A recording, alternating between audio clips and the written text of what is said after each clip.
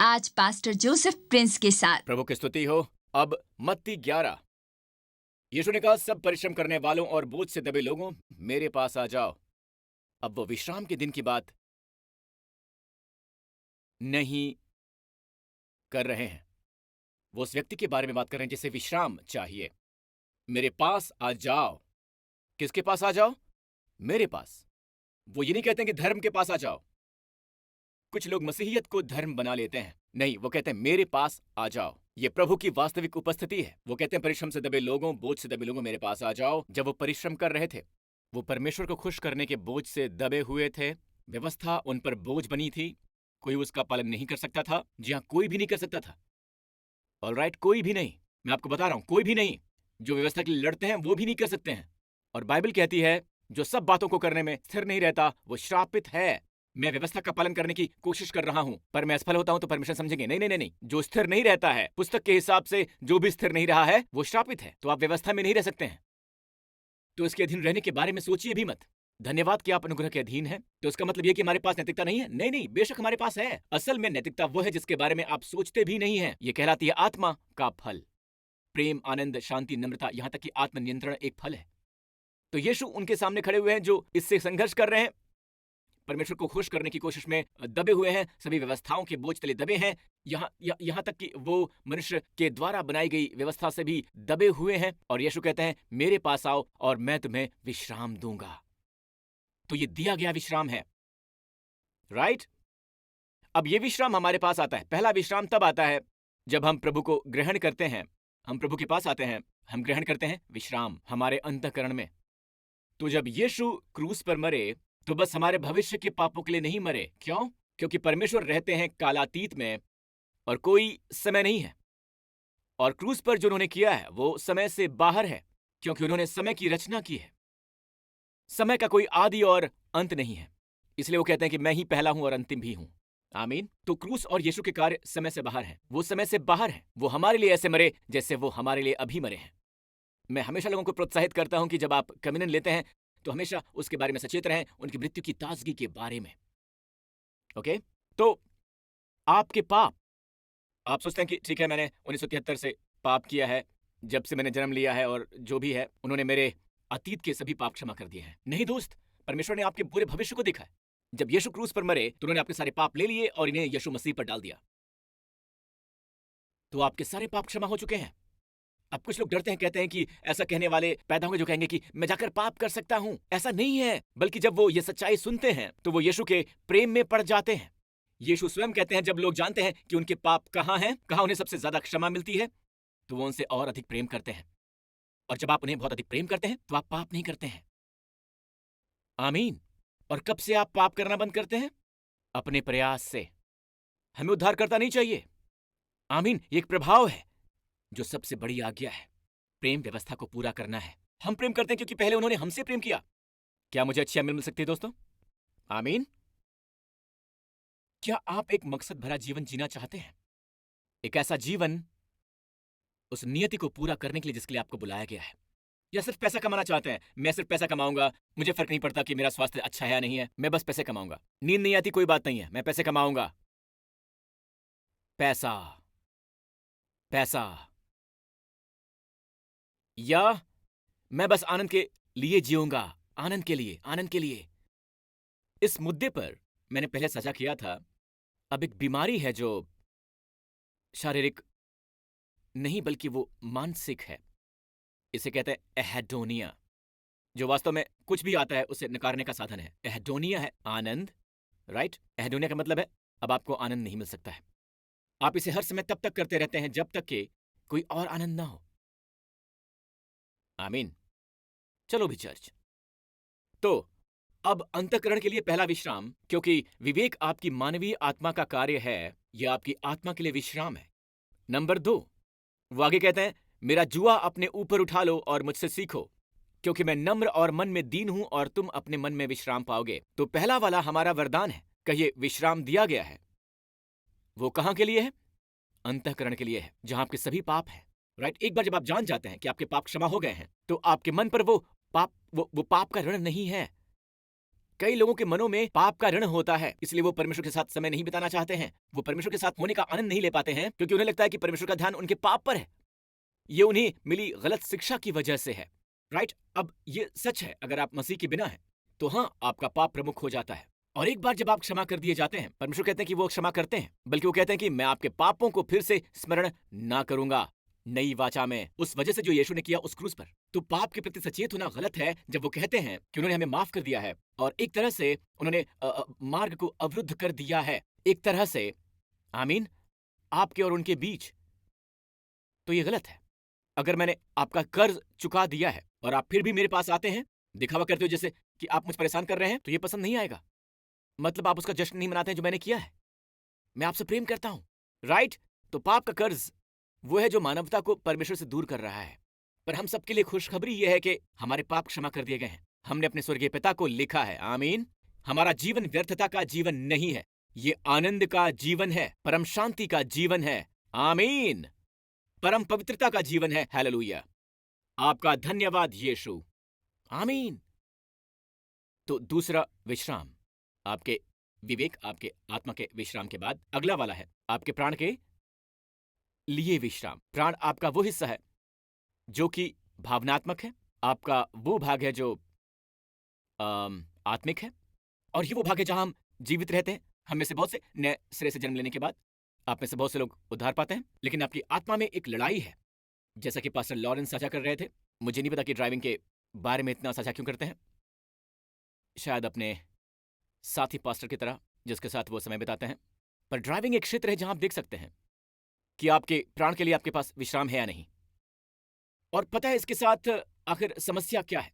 आपको पता है, सड़क की लड़ाई वगैरह जो हम करते हैं, उसका मुद्दा है शान।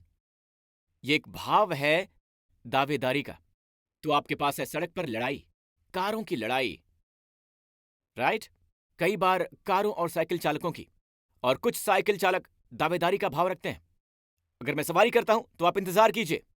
और कुछ लोग जो कार चलाते हैं उनके अंदर ये भाव होता है कि नहीं नहीं, तुम बस एक साइकिल चालक हो और देखो देखो कितनी बड़ी मेरी कार है। ये अभिमान पर आधारित है दोस्तों। और पता नहीं क्यों आपको अगली बत्ती तक पहुंचने के लिए होड़ क्यों करनी है, आपको पहले क्यों पहुंचना है वहां, है ना? ये अभिमान का एक भाव है। हम अपनी शान बढ़ाने के लिए इस तरह से छोटी लड़ाइयां खोजते हैं क्योंकि हम बहुत आहत होते हैं। और इसे मत भूलिए कि मैंने पहले साझा किया है कि यीशु ये जानकर कि पिता की ओर से उन्हें सब कुछ दिया गया है, जीवन में उनके मकसद को जानकर कि वो पिता की ओर से आए हैं, वो पिता के पास वापस जा रहे हैं, वो ऊपरी अटारी पर उठे और उन्होंने चेलों का पैर धोया। केवल उन लोगों का जो सुरक्षित हैं, जो जानते हैं कि मसीह में वो कौन है, जो जानते हैं कि उन्हें पिता से मिला है, वो सेवा कर सकते हैं और वो दे सकते हैं। जिनमें अभिमान होता है वो लोग असुरक्षित होते हैं, आमीन। तो जब प्रभु ने हमें मन के लिए विश्राम दिया, तो हमारे जीवन में एक क्षेत्र है जिसे वो कहते हैं कि अगर आप ऐसा करते हैं तो आप अपने मन के लिए विश्राम पाएंगे। मेरा जुआ अपने ऊपर रख लो और मुझसे सीखो, क्योंकि मैं नम्र और मन में दीन हूं, और तुम अपने मन में विश्राम पाओगे। वो क्या है? अपने मन में विश्राम।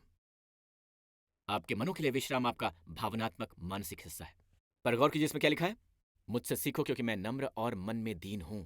कुछ लोग नम्रता के बारे में ऐसा सोचते हैं, जैसा पास्टर लॉरेंस ने पिछले सप्ताह उपदेश दिया था। पता है वो कमजोरी है, अगर आप नम्र हैं तो लोग आपके सिर पर चढ़ जाते हैं। किंग जेम्स में लिखा है कि मैं नम्र और दीन हूं। मैं आपको नम्र की परिभाषा बताना चाहूंगा। नम्र एक ताकत है जो नियंत्रण में रहती है। नम्र ऐसी ताकत है जो नियंत्रण में रहती है। अगर आप जाने देते हैं, बस अपने अपशब्द कहते हैं, बस अपनी अश्लीलता को उगलते हैं और बस अपना गुस्सा दिखाते हैं, तो फिर आप नियंत्रण में नहीं है और लोग इसका सम्मान नहीं करते हैं। आप शक्ति की एक भावना महसूस करते हैं, कुछ लोग आपके आगे झुक जाएंगे, पर वहां कोई प्रेम नहीं है, आपके लिए कोई सम्मान नहीं है। इसलिए दावेदारी का भाव मत रखिए। आमीन। संसार को गर्व है, आप नम्र और दीन बनिए, यीशु की ओर देखिए और उनकी तरह बनिए। ऐसा नहीं कि जब वो धरती पर थे उन्होंने लोगों को बस अपने सिर पर चढ़ने दिया था। गौर कीजिएगा, पैसों की हेरा फेरी करने वाले लोग थे, मंदिर में ठगी कर रहे थे, उन्होंने कोड़े मारकर भगा दिया। जी हाँ, कोड़े मारकर। पर वो नियंत्रण में थे। आप कोड़ा बनाने की कल्पना कर सकते हैं? इसमें कुछ समय लगता है दोस्तों। उन्होंने उन्हें देखा, एक कोड़ा बनाया। उन्होंने लोगों को धमकाते हुए देखा है, लोगों का फायदा उठाते हुए देखा है ना? वो अपना समय लेते हैं और वो उन्हें प्रायश्चित करने के लिए उनका इंतजार करते हैं। और अकेले ही उन सबको खदेड़ दिया, अकेले ही खदेड़ दिया। पतरस, याकूब और यूहन्ना वहां नहीं थे। देखिए, मैं आपसे कह रहा हूं, कि इन लोगों को उनके धन से अलग कर दो। एक मनुष्य को लो, एक सच्चे मनुष्य को, उस पर दबाव डालो, हटाओ। मुझे पता है ये कठिन है। शरीर उलटकर जवाब देना चाहता है, पर यह शक्ति आपके वश में नहीं है। ये बहुत ही कठिन है। शरीर उलटकर जवाब देगा और यह शक्ति आपके वश में नहीं है। आमीन। और आप इसे कैसे पाते हैं? यीशु की ओर देखने से। ओके, और यीशु कहते हैं मेरा जुआ सहज है। कहिए सहज, कहिए हल्का। दुर्भाग्य से ये आजकल बियर के लिए प्रयोग किया जाता है, लेकिन ये यीशु के लिए उपयोग किया जाता है। तो वहां पर आप जुआ रखते हैं। आपको पता है जुआ वाले बैल, मैंने अब तक आपको वो सब नहीं बताया। तो परिपक्व बैल छोटे बैल के साथ जुए में होगा, छोटे बैल के साथ। और फिर इसी तरह से छोटे नौसिखियों को पालन करना होगा, क्योंकि छोटा नौसिखिया अपनी मनमर्जी करना चाहता है। पर परिपक्व बैल राइट आगे बढ़ेगा, और जब वो आगे बढ़ता है तो छोटा वाला नहीं बढ़ता है, उसकी गर्दन में दर्द होगा। और जब दूसरा वाला पानी पीना चाहता है, वो जानता है कि पानी पीने का यही समय है, तो छोटे वाले का मन नहीं करता है, वो बाद में पानी पी सकता है। राइट, जब वो झुकता है तो बेहतर है कि वो भी झुके, वरना ये बहुत भारी जुआ होगा। आमीन। इसलिए सहज जुए के लिए आप बस उसके साथ चलते हैं और उसे एहसास होता है कि वो अच्छी तरह से जानता है। तो यीशु ने कहा कि मेरा जुआ उठा लो, मेरा जुआ अपने ऊपर उठा लो। उसका क्या मतलब है? इसका मतलब है यीशु वो तरीका जानते हैं। ऑलराइट, ये सब जो भी हो रहा है, ताइवान, चीन, यूक्रेन, ये जो भी हो रहा है, उन्हें अचरज में नहीं डालता है। और आज दुनिया में अत्यधिक महंगाई के समय में हम कैसे रहते हैं, आप समझ सकते हैं ना। ये जो कुछ भी है, हम उनके साथ चलने वाले हैं। ऑलराइट, भविष्य की चिंता मत कीजिए, ना ही कल के बारे में सोचिए।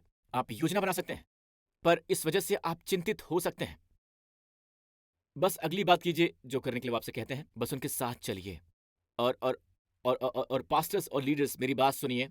आपको पता है, हम बाइबल में एक शास्त्रांश पर आते हैं और अचानक एक वचन हमारे सामने आता है, और पता है हम क्या कहते हैं।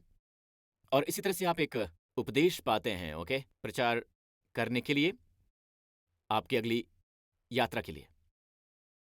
रुकिए और उसकी ओर देखिए। अगर वचन आपसे बात कर रहा है तो रुकिए और पढ़ना बंद कीजिए।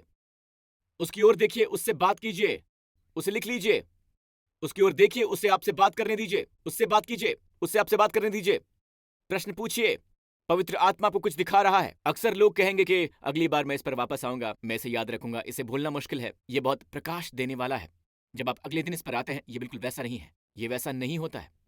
जब बैल पीता है, जब परिपक्व बैल पीता है, तो आप भी पीजिए। अगर प्रभु पी रहे हैं तो उनका अनुसरण कीजिए। और दूसरी बात कि प्रार्थना करने की हर प्रेरणा का पालन कीजिए। मत कहिए कि उनके लिए बाद में प्रार्थना करूंगा, जब रात में सब कुछ शांत हो जाएगा, है ना। इससे पहले मैं अपना पसंदीदा टीवी प्रोग्राम देख लूं, मैं कुछ समय प्रार्थना में बिता लूंगा। ये मेरा रिवाज है, हमेशा मैं प्रार्थना करता हूं। प्रार्थना करने की हर प्रेरणा का पालन कीजिए। लंबी प्रार्थना नहीं करनी है, छोटी भी हो सकती है। पौलुस कहते हैं, जब तुम्हें स्मरण करता हूं तो अपने परमेश्वर का धन्यवाद करता हूं। इसलिए आप प्रार्थना करने की प्रेरणा का पालन कीजिए। आप अपने बेटे के बारे में सोचते हैं जो अब स्कूल में है या जो भी है। आप कहते हैं कि मैंने पिछली रात सुरक्षा के लिए प्रार्थना की थी। पर अगर कोई प्रेरणा है तो फिर प्रार्थना कीजिए। आप चर्च में किसी के बारे में सोचते हैं, आमीन, जिसे आपने कुछ समय से नहीं देखा है, प्रार्थना कीजिए। पौलुस कहते हैं, मैं जब जब तुम्हें स्मरण करता हूं अपने परमेश्वर का धन्यवाद करता हूं। उसके लिए लंबी प्रार्थना नहीं करनी है। कहिए, प्रभु आपका प्रकाश उस व्यक्ति पर चमके, उस व्यक्ति पर आपका भरपूर अनुग्रह हो। कई लोग कहते हैं, अपनी प्रार्थना में याद रखूंगा आपको। उस कहावत को जानते हैं, मैं आपको अपनी दुआओं में याद रखूंगा। बेहतर है प्रार्थना कीजिए। प्रार्थना करने की हर प्रेरणा का पालन कीजिए। वही बात, वो आपको जुआ पहना रहे हैं, वो आपको आगे बढ़ा रहे हैं। अगली बार जब तुम पानी के पास वापस जाओगे तो कहना, मुझे प्यास लगी है, मैं पानी पीना चाहता हूं।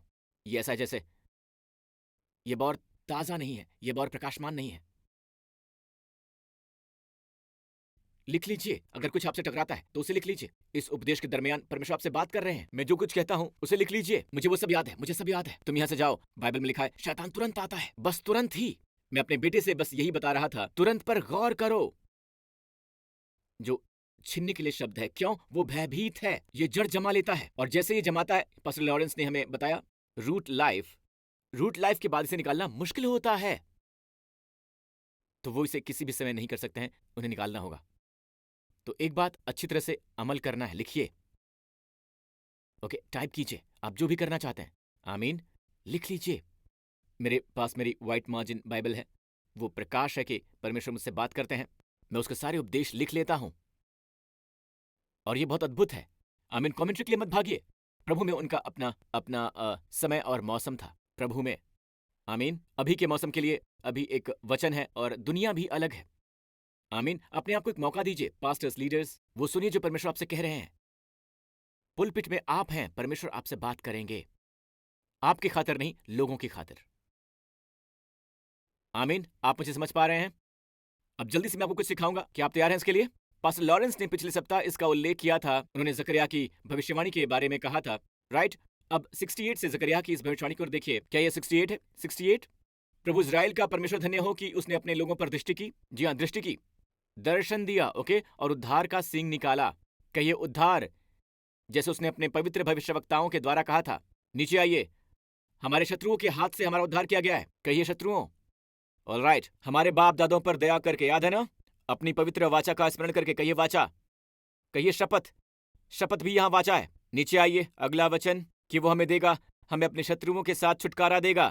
फिर से शत्रुओं। आप देखने वाले हैं एक मिरर इमेज को, ऑलराइट, कि उसके सामने पवित्रता और धार्मिकता से जीवन भर उसकी सेवा करते रहें। और तू हे बालक परमप्रधान का भविष्यवक्ता कहलाएगा। कहिए भविष्यवक्ता। पहले भी भविष्यवक्ता है, मेरे ख्याल से मैं चूक गया, कि उसके लोगों को उद्धार का ज्ञान दे जो उनके पापों की क्षमा से प्राप्त होती है।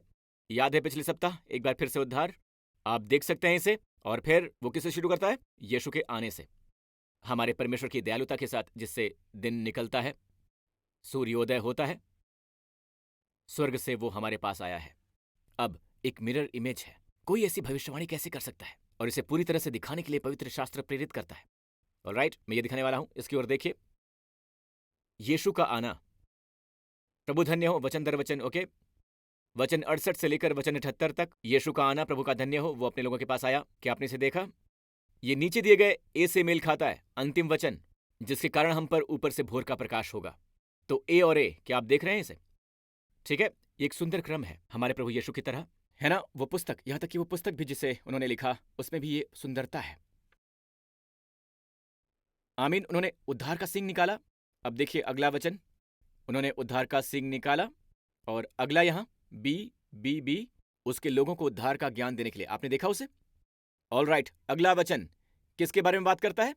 भविष्यवक्ताओं के बारे में, जैसे उसने अपने पवित्र भविष्यवक्ताओं के द्वारा कहा था। वचन 17 सी, नीचे के नबियों को परमेश्वर का भविष्य कहा जाएगा। थीम के लिए थीम, विषय के लिए विषय, कुछ जो स्वयं शास्त्र वचन नहीं है लेकिन एक विषय है। ओके, शत्रु की हम अपने शत्रुओं से बच जाएंगे। डी नीचे, हमारे सब बैरियों के हाथ से हमारा उद्धार किया है। क्या आपने उसे देखा है? क्या आपने देखा है इसे? और जरा वहां देखिए जहां पर ई है, सेंटर। इसका कवरेज कहां है? सेंटर, ई ई, ये क्या है? वाचा, उनकी पवित्र वाचा को याद करने के लिए। अगला वचन शपथ। शपथ यहां है वाचा, वाचा की शपथ जिसकी उसने शपथ ली थी। क्या परमेश्वर के वचन में कोई सुंदर क्रम है? क्या आपको ये सीखना है? कोई जरूरत नहीं है। ये वो चीजें हैं जो मैं अपनी व्हाइट मार्जिन वाली बाइबल में करता हूं। मैं इसे लिखता हूं। मैं परमेश्वर के वचनों में सुंदरता देखता हूं। वहां पर कोई इंसान नहीं है, कोई उपन्यास नहीं है जो ऐसा करता हो, कोई पुस्तक नहीं है। और फिर जब मैं इस उपदेश को तैयार कर रहा था, मैंने उसकी ओर देखा। मेरे पास आओ हे सभी परिश्रम करने वालों। मत्ती 11, सब परिश्रम करने वालों और बोझ से दबे मेरे पास आ जाओ। मैं बस सोच रहा हूं कि क्या यहां भी कोई अंतर्मुखता है। मेरे पास आ जाओ सभी दबे हुए और सभी परिश्रम करने वालों। ए और विपरीत विषय क्या है? मेरा जुआ सहज है, उसके बारे में बात कर रहा है, जो परिश्रम करते हैं और बोझ से दबे हैं। सहज और हल्का, भारी के विपरीत। क्या आपसे देख रहे हैं? ऑलराइट, मैं तुम्हें विश्राम दूंगा। बी, तुम अपने प्राणों के लिए विश्राम पाओगे। सी, इस सब का कवरेज कहां है? मेरा जुआ अपने ऊपर उठा लो और मुझसे सीखो। राइट, मुझसे सीखो। क्या सीखो? कि मैं नम्र हूं और मन में दीन हूं। आप देख रहे हैं इसे? तो इसका अध्ययन करने का क्या मतलब था? आप देखें ध्यान कहां है? ध्यान है मुझसे सीखने पर। मेरी ओर देखो, मुझसे सीखो। जब आप मुझे देखते हैं तो जिस भी रूप में देखते हैं आप वो बन जाते हैं। आप पवित्र आत्मा द्वारा रूपांतरित हो जाते हैं, न कि अपने शारीरिक प्रयास द्वारा, बल्कि महिमा दर महिमा, यहां तक कि प्रभु की आत्मा द्वारा। अब मैं भजन संहिता 103 पर काम कर रहा हूं। मैं बाइबल की ओर से देखता हूं। इससे पहले कि वो लाभों की सूची बनाए, उनके सभी लाभों को ना भूले। वहां पर 5 लाभ हैं, उनके सभी लाभों को ना भूलें। मैं इसकी ओर देखता हूं। फिर ये एक मिरर इमेज की जैसी है। मैं देखता हूं पापों से क्षमा, और अंतिम वाला, 5वां लाभ है जवानी का उकाब की नई हो जाना। अब मैं आपसे कुछ कहूंगा, चर्च सुनिए, जो आपको सीधे तौर पर बताता है कि पापों की क्षमा और आपके यौवन का नवीनीकरण साथ साथ ही चलता है। जो लोग पाप के प्रति सचेत हैं, या वो जो पाप करते हैं, राइट, और जो पाप के प्रति सचेत हैं, वो जो पाप में रह रहे हैं, वो जल्दी बूढ़े हो जाते हैं। वो बहुत जल्दी बूढ़े हो जाते हैं। उनके शरीर भी उन्हें बताने लगते हैं। वो कमजोरी महसूस करते हैं। मैं आपको बता दूं, आप यीशु के लिए जिए, वो आपकी जवानी फिर से नया कर देंगे। जैसे कालेब को इसके बारे में पता चला, वो आपकी जवानी को नया कर देते हैं। हर बार जब मैं पास्टर लियन की ओर देखता हूं, मैं आपको उनकी उम्र नहीं बताऊंगा, बस चर्च को लिखिए, हम आपकी मदद करेंगे ब्रदर। आमीन। आप बुलाए गए हैं। अगर आप चर्च को लिखते हैं तो इसका मतलब आप बुलाए गए हैं। यही आपकी नियति है, इसका पालन कीजिए। ओके, तो इसका कॉन्वर्ज कहाँ है? क्या आप देख सकते हैं? उसे सीखिए जो यीशु है, वो नम्र है और दीन है, तभी अपने प्राणों में विश्राम पाते हैं आप। आमीन। शक्ति नियंत्रण में। दोस्तों, शायद आप इस वचन के दोस्त यहोवा को न जानते हो, जो है याहवे। उसका नाम यहोशू लिया गया है, याहवे से जो उद्धार देता है, यानी ये यीशु का नाम है, याहवे जो उद्धार देता है। शायद आप उसे व्यक्तिगत रूप से ना जानते हो, पर वो आपके जीवन में आना चाहते हैं।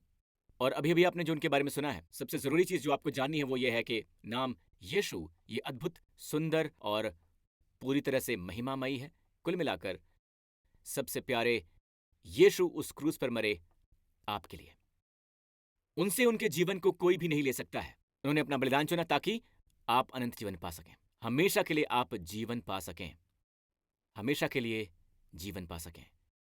और अगर आज आप यहां पर हैं तो आप कहिए, पास्टर प्रिंस, मैं यीशु को और उन्होंने क्रूस पर जो किया उसके लिए उन्हें स्वीकार करना चाहता हूं, अपने अंतःकरण के लिए विश्राम चाहता हूं। इसी समय प्रार्थना कीजिए, कहिए, हे स्वर्गीय पिता, मैं आपका धन्यवाद करता हूं, मसीह मेरे पापों की खातिर मरे और मुर्दों में से जी उठे जब आपने मुझे धर्मी ठहराया। मेरे सभी पाप क्षमा कर दिए गए हैं। मैं पूरी तरह से क्षमा प्राप्त हूं, बहुत आशीषित हूं। यीशु मसीह मेरे प्रभु हैं, अब और हमेशा के लिए। आपका धन्यवाद पिता, मुझे उद्धार मिला है। अब मैं आपकी संतान हूं, आप मेरे स्वर्गीय पिता हैं। यीशु के नाम पर आमीन। अपने पांव पर खड़े हो जाइए चर्च। इस पूरे स्थान पर अपने हाथ उठाइए। क्या आपने गौर किया है कि सभी आशीषें यहोवा प्रभु को जाती हैं? प्रभु यहोवा को। इस आने वाले सप्ताह प्रभु आपको आशीषित करें। पिता इब्राहिम की और व्यवस्था विवरण 28 की आशीषों से इस सप्ताह वो आप पर प्रकट हों, और प्रभु आपको और आपके प्रियजनों को सलामत रखें, और प्रभु आपको बचाएं बुराई की शक्ति से, आपको और आपके परिवार को। प्रभु यहोवा सलामत रखें शत्रु की सभी ताकतों से इस पूरे सप्ताह। प्रभु अपना मुख आप पर चमकाएं, आपके प्रति अनुग्रहित तो हों और आपको प्रदान करें अनुग्रह दर अनुग्रह दर अनुग्रह। आपके बच्चों को बुद्धिमत्ता और अनुग्रह में और परमेश्वर और मनुष्यों के अनुग्रह में बढ़ाते जाएं। परमेश्वर का अनुग्रह आपके बच्चों पर बना रहे। प्रभु अपना मुखमंडल आप पर उठाएं और आपको और आपके प्रियजनों को प्रदान करें अपना अद्भुत शालोम, कुशलता, शांति और संपूर्णता, प्रभु यीशु मसीह के नाम पर। और सब लोगों ने कहा, आई लव यू ऑल। प्रभु भक्ति के लिए समय निकालने के लिए धन्यवाद। परमेश्वर आप सबको आशीष दें।